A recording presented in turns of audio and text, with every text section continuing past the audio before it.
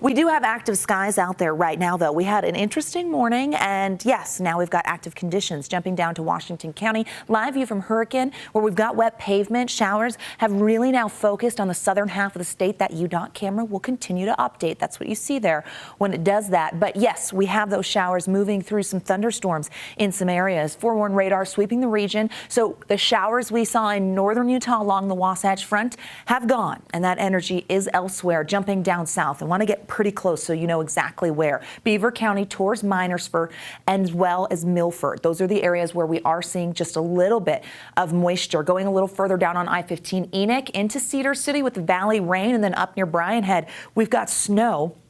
Orderville, Tokerville, this stretch of I-15 from Tokerville, including Leeds, as you head further south into St. George Hurricane, which we just saw that live camera. We've got wet weather. It's over towards Ivins as well, going towards Zion National Park. I'll get out of the way because you can see that rain. It's spotty. And then we jump to eastern Utah, where we've got wet weather in the basin. Grand County, we've watched the storms over the Colorado River and then towards Monticello. A lot of this will continue here for the next couple of hours. The Futurecast will show you where and just how strong that moisture will be. Bryan Head live view where visibility is down, and yeah, they're picking up some light snow. We went 1 to 4 inches for mountains. Some areas did a little better, maybe half a foot in spots. 41 right now in Salt Lake. We're dry, but the clouds have moved back in. We had some breaks in the action. Saw a little sunshine throughout the afternoon, but cloudy skies out there. Satellite radar shows that area of low pressure that is south of the state. It is going to move away. Last few hours, you watch as that moisture kind of pushes south over I-15 into southwestern Utah, also into eastern Utah, clears the Wasatch Front. That's kind of been the pattern through the afternoon, and for the evening, we'll keep those active conditions. It is noticeably cooler out there. 41 degrees yesterday. We were at average in the low 50s. Today, different story. 40s in the basin, 50s in Moab. We dropped to the mid 50s in St. George as rain moved overhead. 30s in Delta, where soggy conditions obviously have brought those temperatures down. 24-hour temperature change, significant drop here. Big numbers in Delta because of the showers overhead. 9 degrees cooler in Salt Lake, 12 in Vernal. Rest of tonight, those 40s turning into 30s with partly cloudy skies, dry along the Wasatch Front.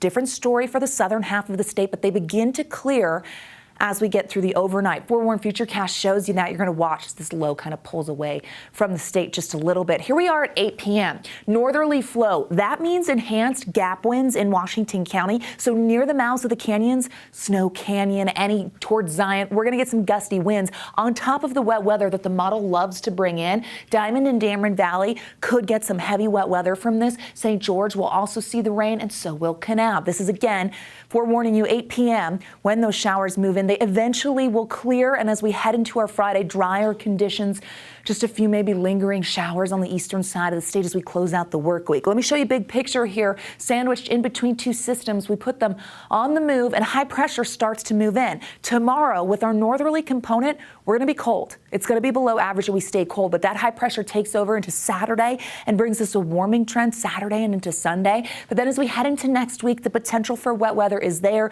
We get a system moving in Monday night into Tuesday, and then another little wave coming through Wednesday into Thursday. So potential for some active skies. Hold steady for next week. Regional forecast showing you those cooler temperatures, 30s and 40s. It's going to feel cold tomorrow because we spend most of the day in the 30s before we get to those highs in Salt Lake. 40s and 50s on the eastern side of the state. St. George will go 60, which is below average for them. 65 is typically where they are this time of year. Maybe slight chance after midnight of a lingering shower. Springing ahead this weekend. Checking out those temperatures, well, we get to the upper 60s by next week in St. George. Not bad.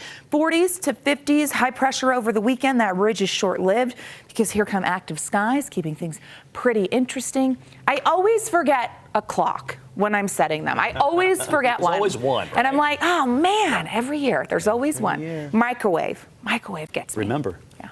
There you go.